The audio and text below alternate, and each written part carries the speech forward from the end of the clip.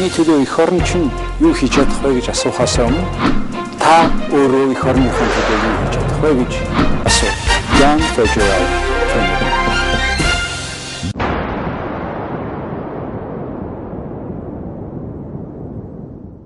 Сайн байцгаана хүнд үзэгчдээ. Өнөөдөр манай defacto нэвтрүүлгийн зочноор Европын холбооноос Монгол улсад суугаа дэд дэлчин сайд Mr. Pulch оролцож байна. Good evening. Good evening, Mr. Jagasar. Thank you for coming to our program. It's a great pleasure for me. Михаил Пульч 1958 онд Германд төрсөн. Эхнэр 2 хүүхэдтэй. 1976 онд ахлах сургууль төгсөөд Германы армийн нэс хүчинд алба хаасан. Бонн, Парисын их сургуульд суралцсан. Кембрижийн их сургуулийг олон улсын эрх зүйн магистр, Бонны их сургуулийг харьцуулсан эрх зүйн доктор зэрэгтэй төгссөн. Германы гадаад хэргийн яам, Өмнөд Солонгос, Америк нэгдсэн улс дэх Германы элчин сайдын яамд ажиллаж байсан. 1999 оноос хойш Европын холбооны Япон, Өмнөд Солонгос, Хятад, Монголын хэргийг хариуцсан элчин сайд төлөөлөгчөөр ажиллаж байсан. 2006 оноос хойш Бээжин хот дахь Европын комиссийн төлөөлөгчийн газрын дэд даргаар ажиллаж байна. I understand you have another visit to Mongolia, and it is for this time very for a short time. What you have done so far? Well, in fact, it is my farewell visit to Mongolia. I've been covering Mongolia from Beijing for the last 4.5 years. And my objective was to discuss where we stand in EU-Mongolia relations, where we want to move from here, and basically prepare the ground for the new ambassador who has arrived in Beijing and who will then take over the Mongolia file and present his credentials here in March when he comes. Well, before we go, I would like to ask you some questions about you. You are a good friend to Mongolia. And during your tenure, we have done a lot of things about which we'll talk. Tell us about your, what it takes to be a European Union ambassador and, to be a deputy mission. You have been in German army, and then you have done Cambridge school why you have decided to be a diplomat? Well, that was something that interested me for a long time. And as you quite rightly say, I've worked and studied in a number of European countries, and working on foreign policy issues was something that I always thought would be a fascinating profession, so I've chosen a study that would allow me to move into that career. It would allow me also to study at different universities. I was in Bonn first, and then in Paris and Cambridge, and from there on, it was a natural move to apply for the German Foreign Service, where I started my career, and later on then moved to the European Union.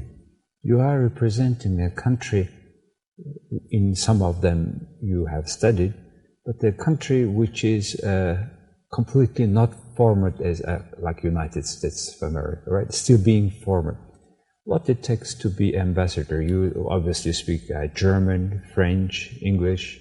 Is it minimum requirement to speak those languages? What is the requirement?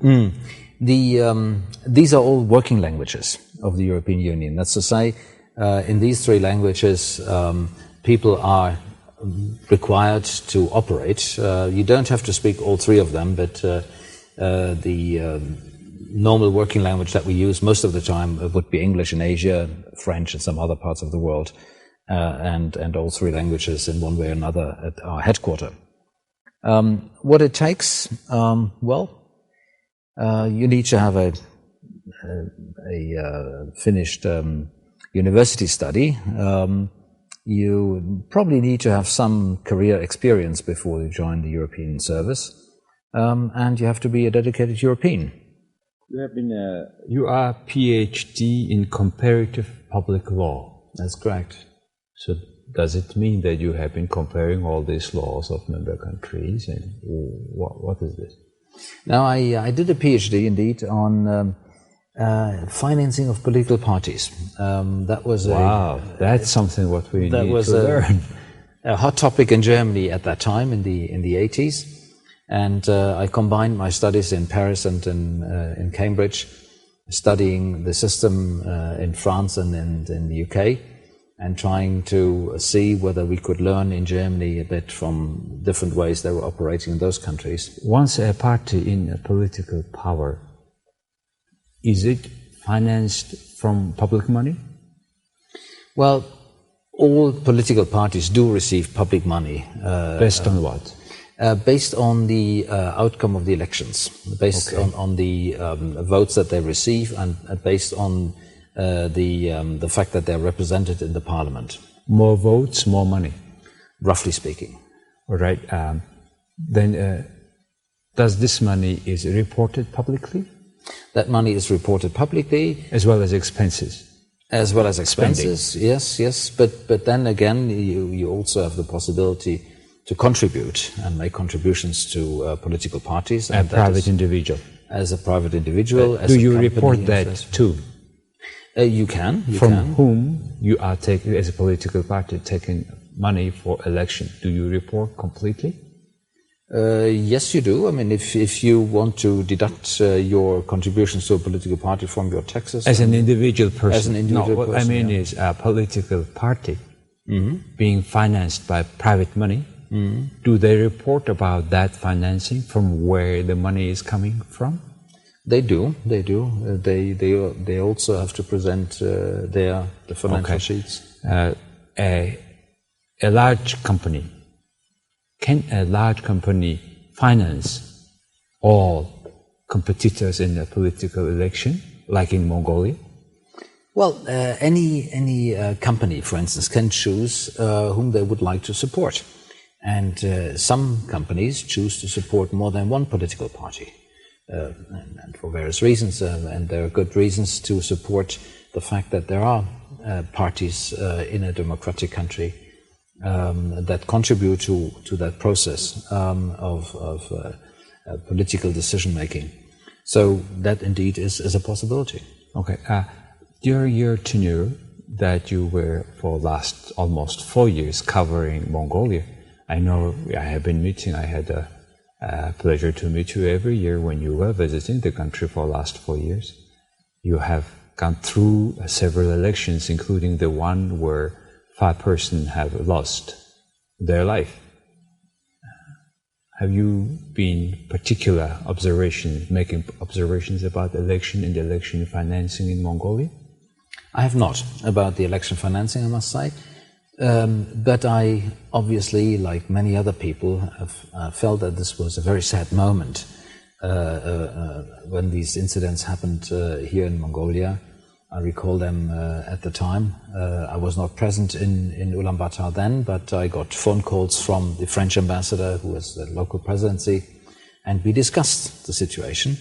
But what I also noted is that there was a clear support and a trust and confidence in the Mongolian democratic system. No one felt that what was happening in Mongolia was similar to situations that we've seen in other countries after elections, where there were disputes about the outcome of the elections. Kenya was a case around the same period of time. And I advised my headquarters back in Brussels that they should not look at Mongolia in that context. That Mongolia was a democratic country that would continue that, and that this would not influence the basis of democracy in Mongolia. After a course of several years, is it still the case, right? As a democratic country? Absolutely. Great. Let's visit a bit the history of European Union and Mongolia. From which roughly it started, in which form was it, and then what's going on now? Well, we started really the relationship between the EU and Mongolia after, the liberation, if you want, or the freedom movement in Mongolia, early 1990s. From 1990 onward, we had a first trade agreement in 1993. We did some TASIS programs, some support programs here. And then I think we had another upswing, which started during this decade. In 2006, we opened an office here, and that allowed us to have someone sur place in Ulaanbaatar and sort of a foot on the ground. We enabled the European Bank of Reconstruction Development to cover Mongolia, and so they opened an office here as well. And from there on, I would say that every single year we made an interesting next move, an interesting next building stone in the relationship. In 2008, Mongolia joined ASEM and participated for the first time in the meeting of the ASEM leaders held in Asia-Europe meeting. Absolutely, Asia-Europe meeting, which brings together all the European leaders and a larger group of Asian leaders. And that, I think, was an important moment for the relationship because it put Mongolia clearly in the framework of Europe-Asia relations.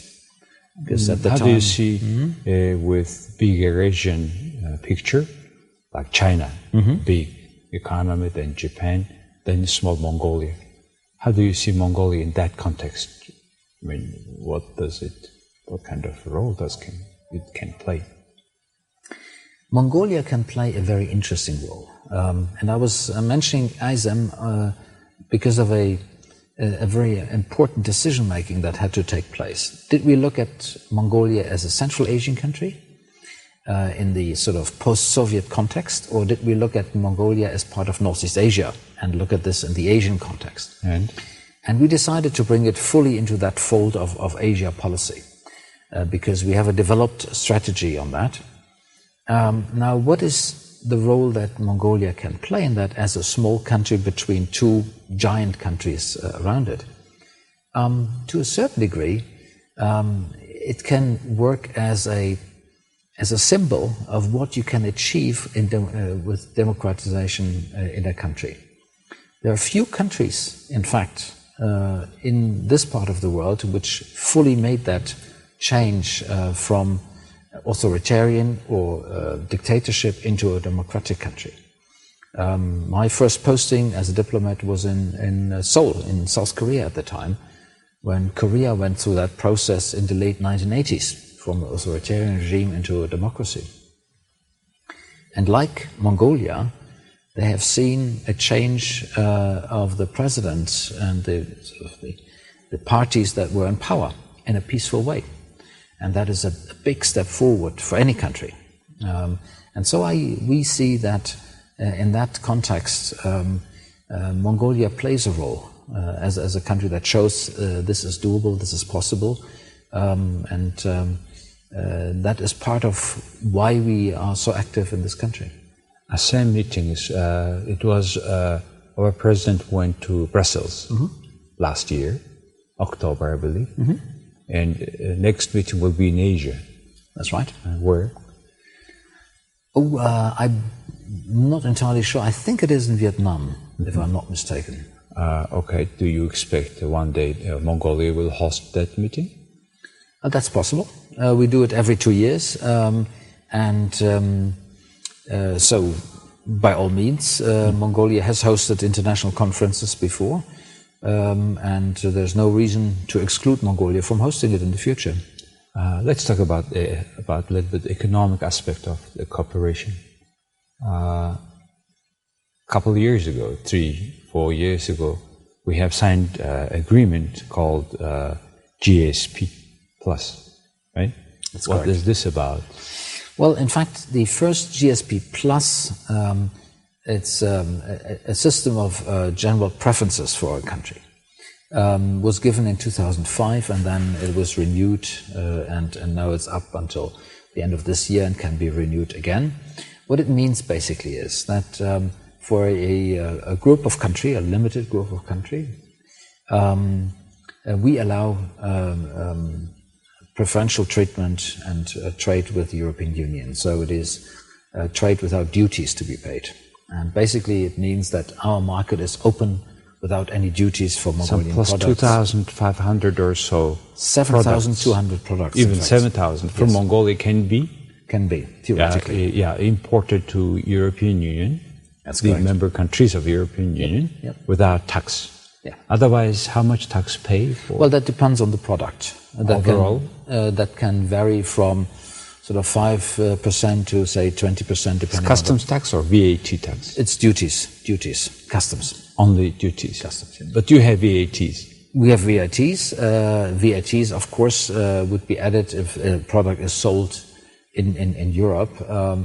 And that VAT depends on the country concerned. Every member state So if we has the bring right from Mongolia, say, different Kashmir VATs. products, which we do now, to several countries, they only pay VAT, not the custom tax. The customer pays, when he buys, he pays VAT. The yes. customer, the customer. If you go to a shop, you buy, and part of that purchase is a VAT, But Mongolian products would be exempted from duties when they... Do you know particular goods which are a success story in that sense? You mentioned it already. Kashmir. What Kashmir.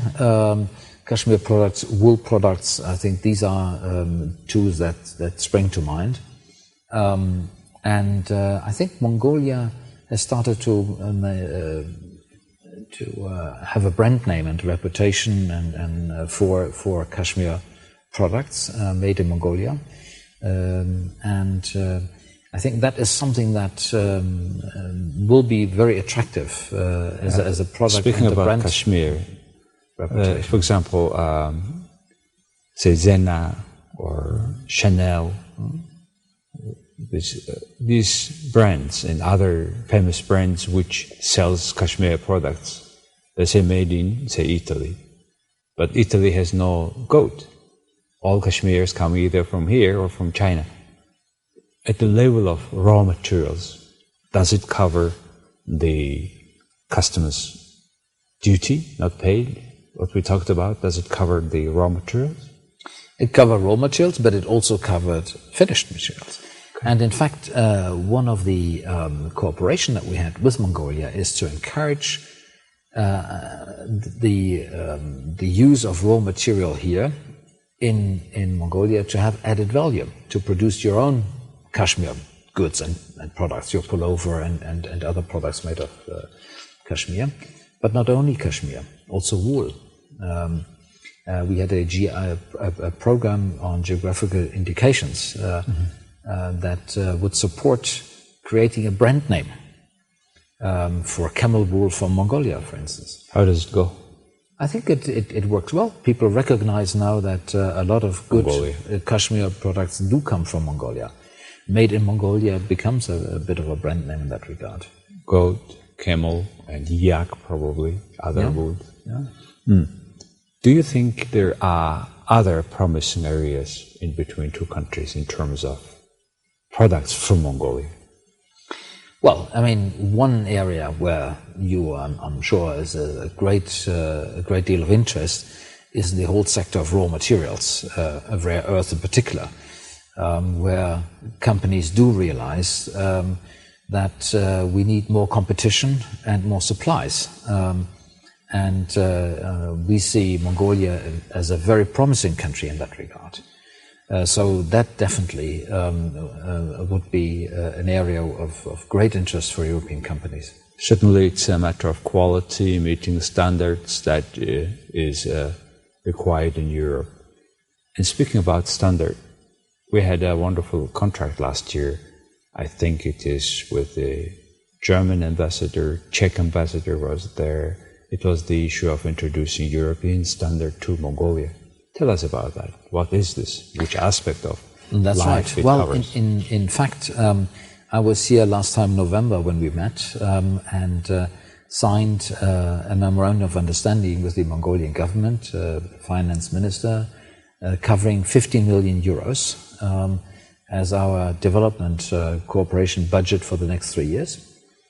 And that fund is dedicated entirely to the issue of European norms and standards. And I talked yesterday and today with representatives of the Mongolian government at the level of Deputy Prime Minister on what we want to do with that.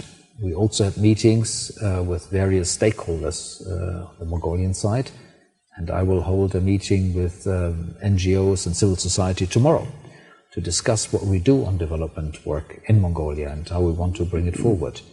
And just in a nutshell, what we want to do with this fund is we have a part of 7 million euros for vocational training. And there we use European quality standards, European curriculums introduced to Mongolia as an idea on how you develop these curriculum and how you develop quality standards in education and vocational training in particular. 8 million euros for issues like good governance and a range of topics that we can define. Oh, so this governance and vocational training, this money. Well, in terms of our road maintenance, size of road, say size of a green, structure per capita, etc. Isn't not those standards not covered with that? Well, some people are interested in these sort of technical norms and or regulations, and we are very open. I see. Because in effect, there's a bit of demand driven, and I could very well see that part of that program that we are running under good governance in a broader sense would also look at technical standards, including trade, DIN norms, and sort of regulations in that regard.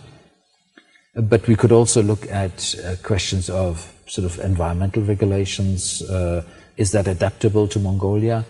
I think part of the idea from the Mongolian government to approach us on this question of European norms and standards, and I so out of big spectrum of European norms and standards, our cooperation agreement covers so far the vocational training and governance. Yeah.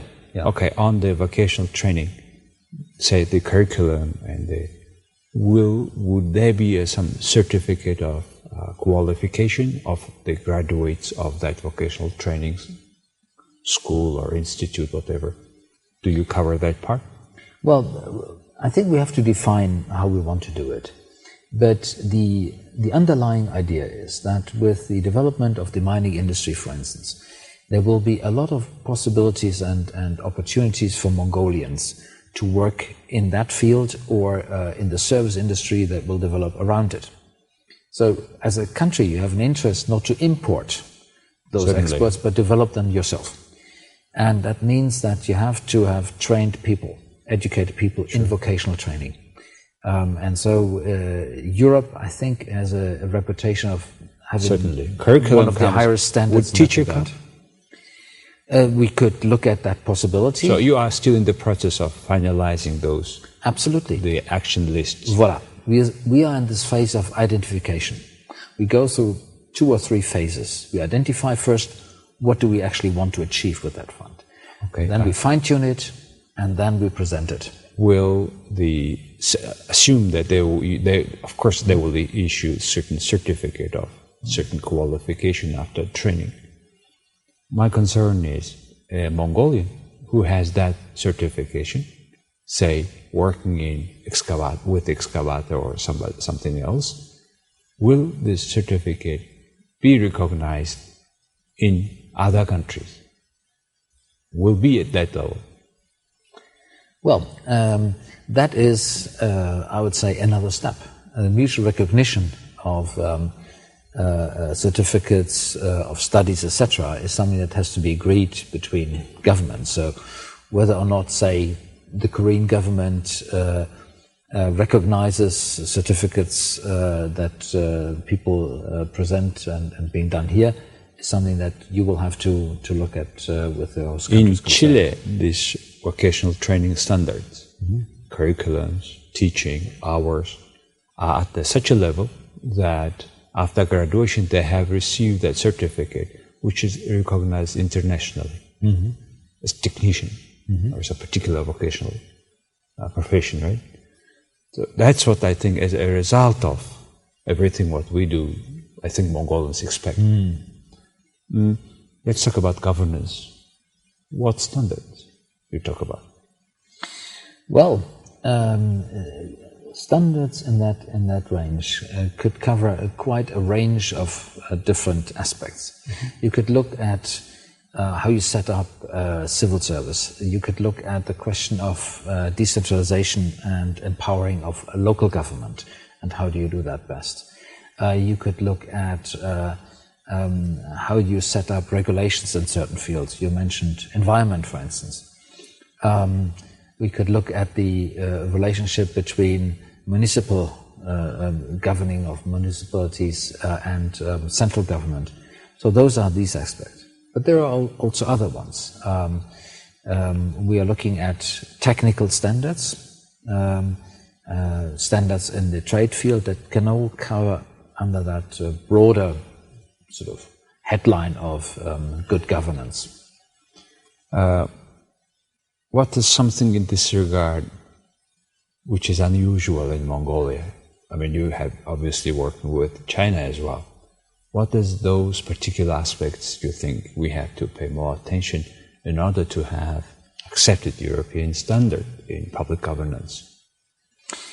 I think what motivated the Mongolian government to specifically look at Europe in that regard and not say the situation in some of its neighboring countries is that they felt that the experience that we have made in some Eastern European or Central European countries after the change in the early 1990s were somehow compatible to the situation in Mongolia. Those countries had to go through a complete change and evolution of their system, economically, politically, within their societies. And these were challenges that were very similar to what Mongolia has and is facing. And therefore, we believe that looking at the experience of some of our member states, the Czech Republic, Hungary, Poland, and others who have done that, could provide some example, some blueprint, if you wish. Of course, to Certainly. be adapted within the context of Mongolia, which is, unique in its own right. And therefore, the situation in Mongolia is different from the one in China. Yeah, this is unique. I think for those former socialist countries who became member countries of the European Union, life was much easier because they have accepted just all standards anyway. Public governance, technical stuff, everything.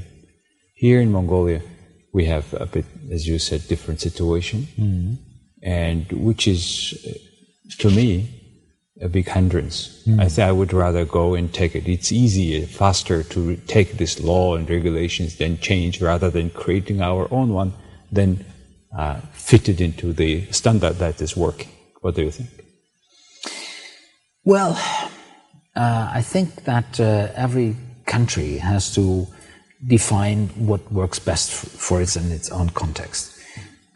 For the Eastern European countries or Central European countries who went through that transition phase, this was a rather difficult transition period in some cases, because it completely changed the way a government or a country was governed and run, and the way its economy was handled.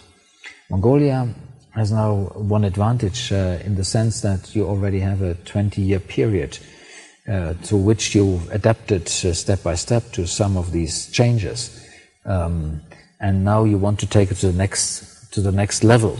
And if we can help you in doing that, and if what we have done is of use in that regard, then all the better, and that's what we are offering. That's the part of your consultation on development assistance strategy. Absolutely. Not only right. to Mongolia, but all around the world, right? Well, this one is specifically for Mongolia. Okay. And let me add one thing which I find is interesting in that regard. This is not the only thing that we're doing. First of all, Mongolia is a special case for us. We increased our development funds for Mongolia by 40% against sort of the austerity measures that we have in Europe. That is significant. And it's a sign of trust and confidence that we have with Mongolia and the good evolution of our projects that we had so far. But we will do this in the context of other activities that we have here. We have currently running 2 programs, particularly in the rural sector, which are important for Mongolia. We are giving aid after the Dzut catastrophe in order to help that preventive measures are put in place. Yes. And we were the first one and a very important donor in that regard. Right after the Dzut, I came here to present that. Yes, one of the first, fastest reaction to what happened there. And we have now created a new program and a budget for small and medium-sized companies.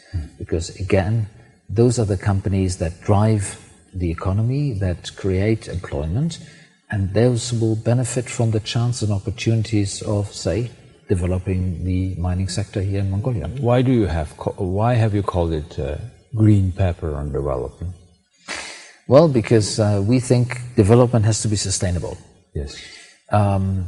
If you just go for growth, in the long run, this will not help, because the bill will have to be paid by the next generation. I give you a clear example. East Germany was for a long time considered to be a very strong economy within that Eastern European context. But what we found out after unification was that a lot of the economic growth was based on unsustainable use of resources. And we had to clean the economy, and that with considerable resources, financial and human resources, that had to be put into this. I think a country like Mongolia needs to avoid that. So development has to be green development, and that's why probably call it green paper. And probably it's also printed on green paper, but it's a green development. Sounds good.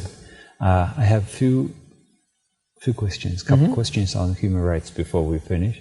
What's going on with this guy who is arrested, who is a Mongolian official arrested in London, based on the well-known case where a Mongolian citizen was stolen by a Mongolian force in your country, by the way, in Germany, and then it is arrested there. I mean, how do you see that?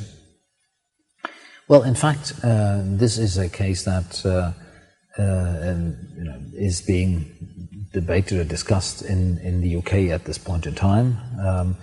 I'm not following this issue because this is in the competence of our member states. Judicial affairs is exclusive competence of our member states. So I think this will take its course where it is at the moment. Okay, Lisbon Treaty. Please tell us about what's going on now. Well, Lisbon Treaty wants to do what we have achieved for foreign policy, what we have achieved on the economic side already in Europe. That's to say, bring together the Europeans on the foreign policy side. We are a very important actor and factor in shaping the economic situation globally, biggest market, etc.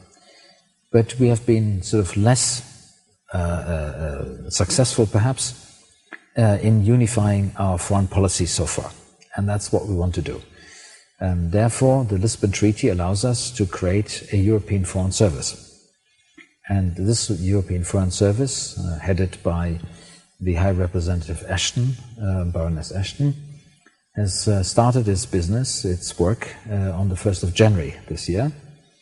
And it is a unique example that you bring together diplomats from 27 member states and officials working in European institutions, in the Commission and the Council Secretariat, to form a new European Foreign Service and to represent Europe across and around the world. And I'm looking forward to be part of that in Brussels. I believe that it will put Europe on the map, not only economically but also politically. Well, this is one of the missing step, or one of the missing stones in the process of future United States of Europe. Am I correct? I think again, the development of Europe is something very unique. And I don't think we can compare it with any situation that exists. You will always have two schools of thoughts. One is very community-oriented, which believes that we have to grow closer and closer. And the other one is one that is very conscious about the individual character of the country and wants to bring it into a context, but with certain limitations. And so far, what we have seen is that step by step we were able to move forward in that context. And don't forget, we have to do it in a way that our people accept it. What is in your next step in career? My next step is that I will go back to Brussels. I will join the European External Action Service. I will work in a management position in the Asia department. And I very much hope that I will continue to be in touch with Mongolia, a country that I learned to like a lot over the last 4.5 years, where I have quite a number of good friends here.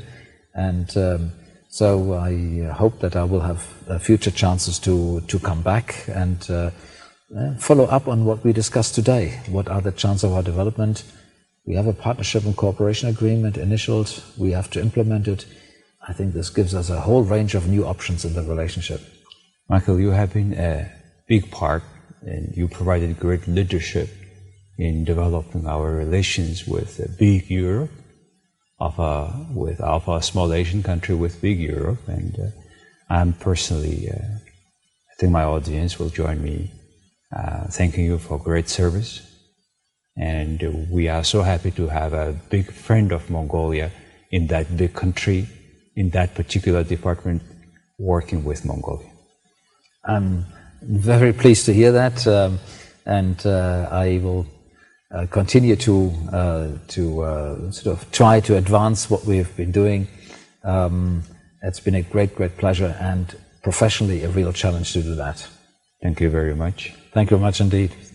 Хүн үзэгчдээ өнөөдөр Европын холбооны үндсэндээ defacto ambassador Монголд ажиллаж байсан, 4 жил ажилласан Michael Pulch.Deputy уулзлаа. Баярлалаа.